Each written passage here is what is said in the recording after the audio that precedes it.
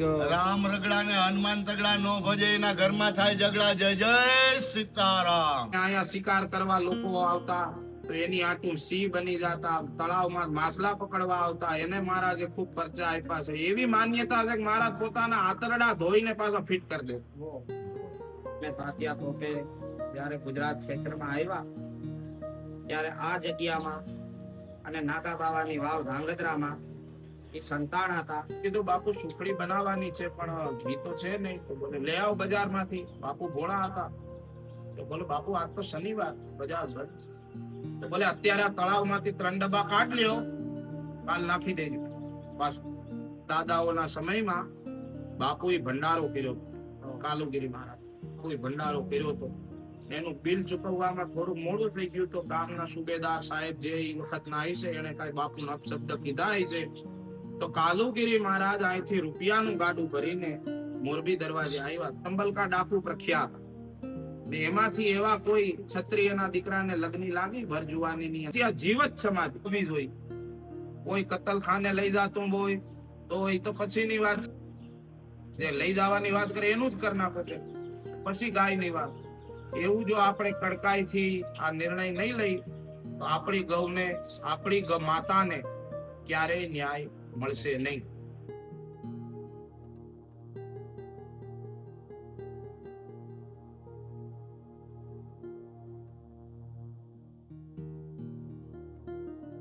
મિત્રો, હળવદ નગરી એટલે કે છોટા કાશી અને અહીંયા આવેલું કંસારિયા હનુમાનજીનું મંદિર જે વર્ષો પુરાણું છે અને ઘણી બધી વાતો અહીંયા ધરબાઈને પડી છે. અહીંયા કારુગર બાપુની સમાધિ છે. જે કહેવાય છે કે ગમે ત્યારે કોઈ શિકારે અહીંયા આવતા સસલાના કે ગમે એના તો એ બાપુ વાઘ થઈ જતા. એવું બધું ઘણી બધી વાતો અહીંયા પ્રચલિત છે. તો ચાલો આપણે અહીંયા દર્શન કરીએ અને થોડી ઘણી વાતો પણ કરીએ.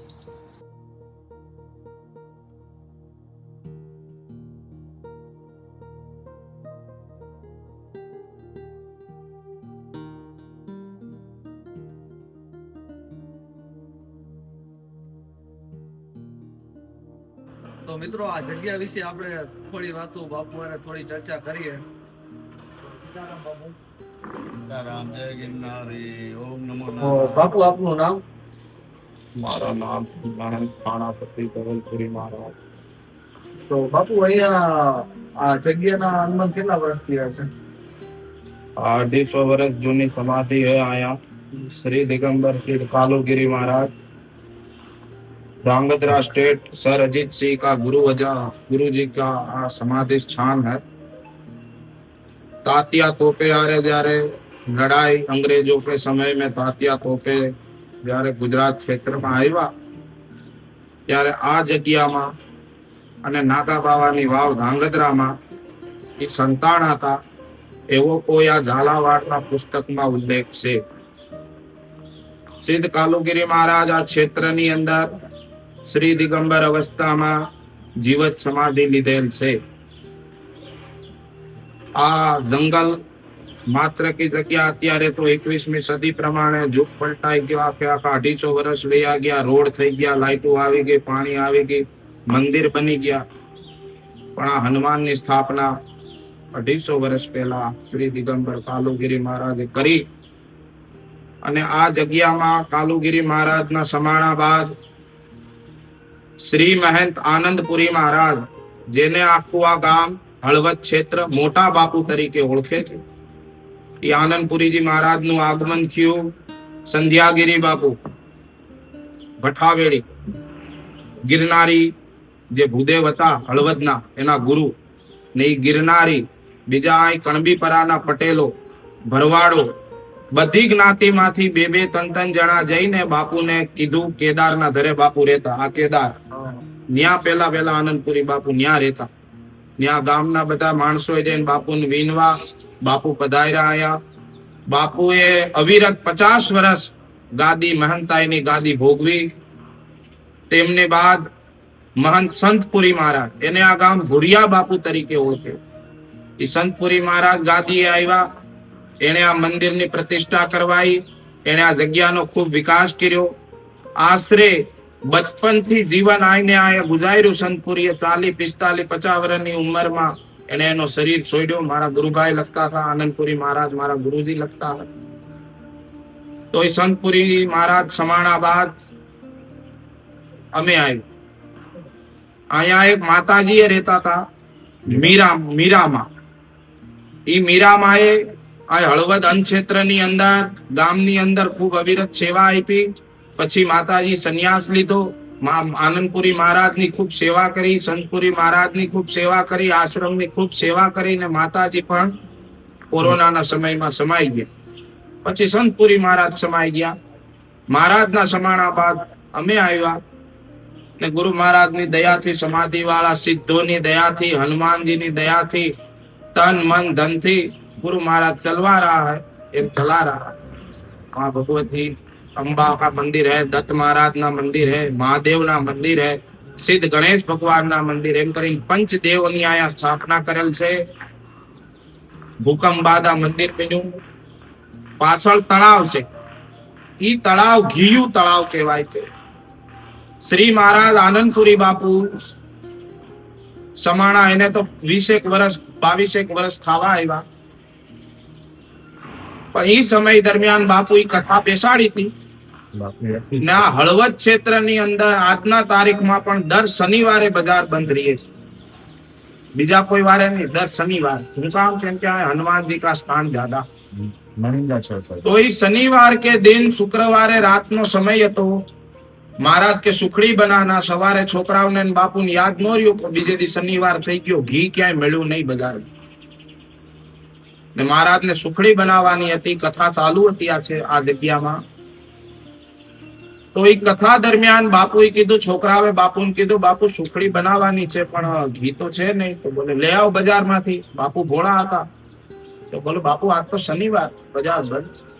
તો બોલે અત્યારે આ તળાવમાંથી 3 ડબ્બા કાઢ લ્યો, કાલ નાખી દેજો પાછું. તો એ છોકરાઓએ બાપુના વચન ઉપર 3 ડબ્બા પાણી કાઢ્યું તળાવમાંથી. ની પાણી નાખીને સુખડી બનાવી, પ્રસાદ બધાએ લીધો ને બીજે દી બજારમાંથી 3 ડબ્બા ઘી લાવીને પાછું તળાવમાં અર્પણ કર્યું. એવા એના સંતો મહંતોની ક્રિયા ને એવા એ સંતો મહંતો સમાધિમાંથી સિદ્ધ મહાપુરુષોની દયાથી આખું હળવદ નિરોગી રહે, બધાને સુખ શાંતિ પ્રદાન થાય એવી સિદ્ધ ગુરુ મહારાજ, કાલુગીરી મહારાજ, આનંદપુરી બાપુ, સંતપુરી બાપુ, મીરા માતાજી, સમસ્ત પંચદેવને આપણે પ્રાર્થના કરી કે આપણા ક્ષેત્રની અંદર છોટા કાશી હળવદની અંદર સુખ શાંતિ પ્રદાન થાય ને સર્વે સંતો નિરામય સર્વે ભદ્રાણી પશ્યંતુ મા વિઘ્નય નમો. બાપુ અહીંયા ગૌશાળા પણ છે. તો ગૌશાળામાં અનુમાન કેટલી ગાયો હશે? ગૌશાળામાં નાની મોટી થઈને 8-10 ગાયો હે. આ ગૌશાળા અમે આયા, અમે છોટા મોટા પ્રયાસથી ગુરુ મહારાજની દયાથી આજ ગાય બચાવો, દેશી ગાયનું સંરક્ષણ કરો. જે આ જર્સી ગાય આવી છે, શંકર આવી છે, એ તો બધી છે જ, પણ જે આ દેશી ગાય છે એવો આ લાલ કલર અહીંયા અમારી બાજુમાં થોડા જ કિલોમીટર દૂર ચરાડવા મહાકાળી આશ્રમ, મહંત દયાનંદ ગિરિજી એમ કહેતા કે પુરી બાવા આ લાલ કલર જોવા નહીં મળે 10-20 વર્ષની અંદર. આ ગાયનો જે લાલ કલર છે એ જોવા નહીં મળે, બધી કાળી પીળી ને એવી થઈ જશે. એટલે આ રંગની જે ગાયો છે એને બસાવો. બધી ગાય માત્ર ગાય પૂજ્ય છે, કોઈ પણ રંગની હોય, પણ વધારે મહત્વ દેશી ગાય બચાવવાનું. ને બીજું અશ્વ, जिसके पास हो संपत्ति थोड़ी वो पाले घोड़ा और घोड़ी. गुरु पीरुनी कहेवत છે. જેની પાસે સંપત્તિ થોડી है, गौ ने घोड़ी जो રાખે તો એને આ ગૌ ને ઘોડી શાંતિ પ્રદાન કરે, સુખ પ્રદાન કરે, સમૃદ્ધિ પ્રદાન કરે. આ અશ્વ એવું છે, જ્યારે સમુદ્ર મંથન માંથી નીકળ્યા બહાર ત્યારે ભગવાને પેલા એની પાંખું કાપી લીધી. જો આની પાંખું હોત તો આ કઈ કરોડો કિલોમીટર ઉડી જાત. આની પાંખું ભગવાને કાપી લીધી. પણ આ શુભ અશ્વ છે, શુભ ગૌ છે ને એનું સંવર્ધન આપણે કરવું જોઈએ. ગાયને બચાવવી જોઈએ.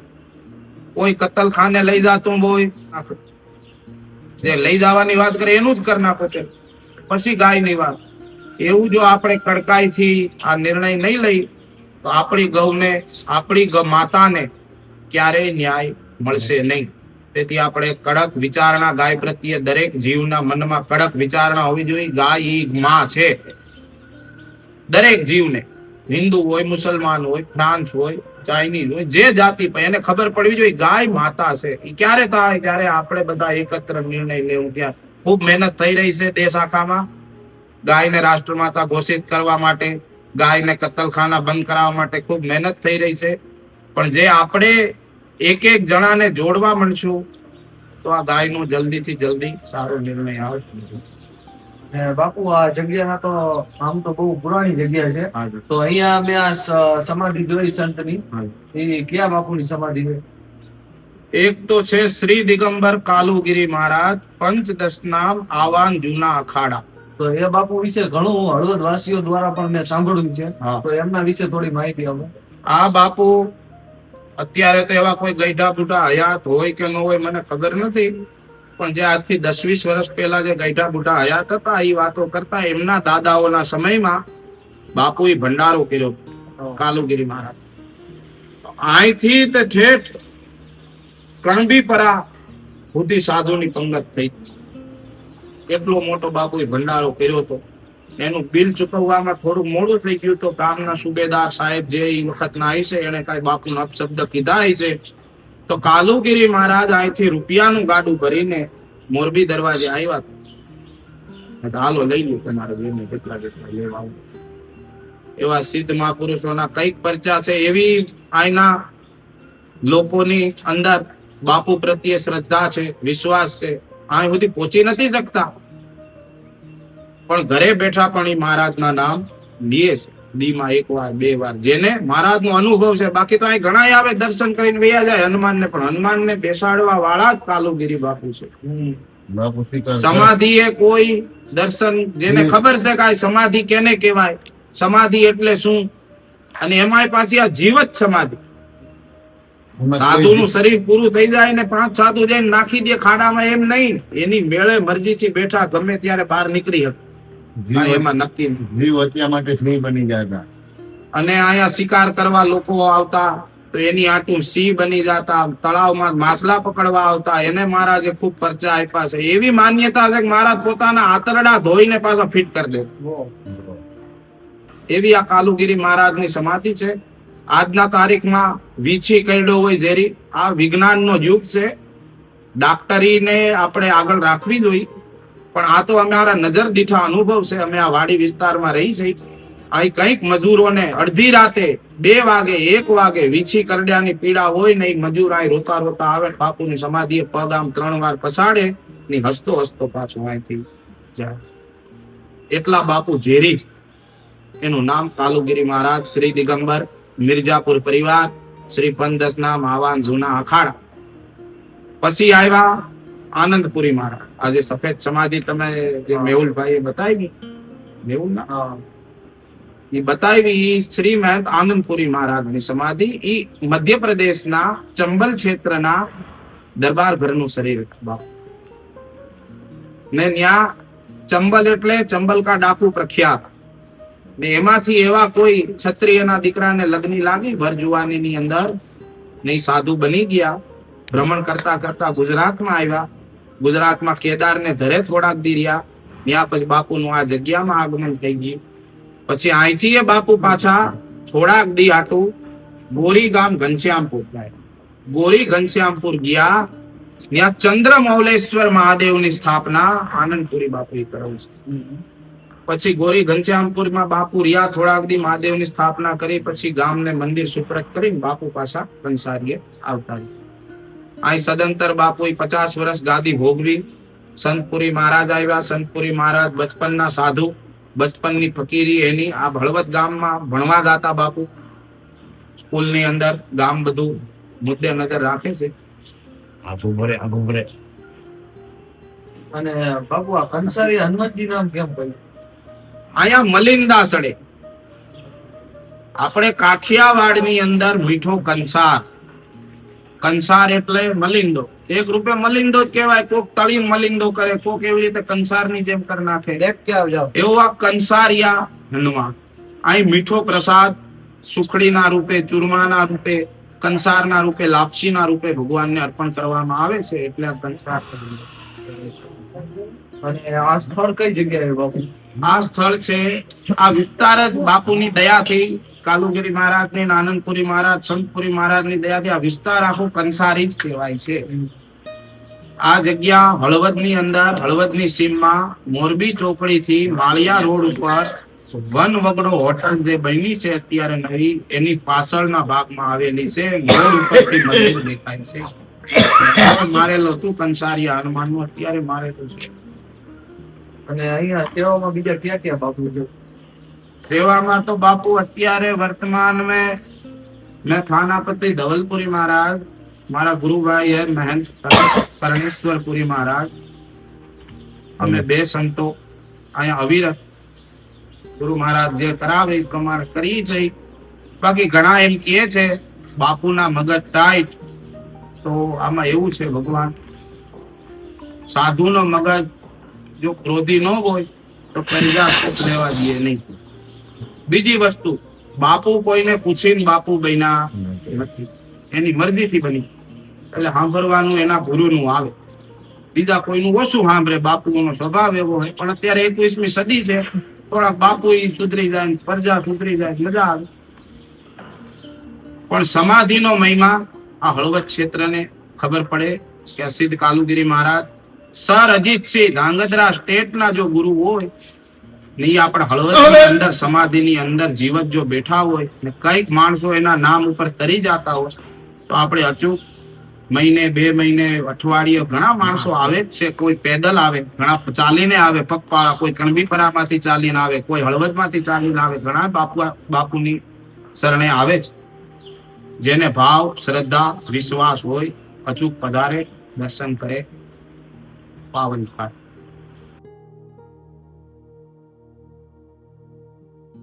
આ ધરા ઉપર ઘણા બધા સાધુ સંતો થઈ ગયા.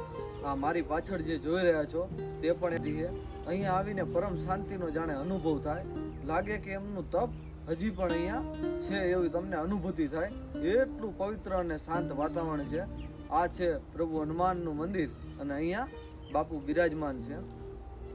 રામ રગડા ને હનુમાન તગડા નો ભજે, એના ઘરમાં થાય ઝઘડા. જય જય સીતારામ.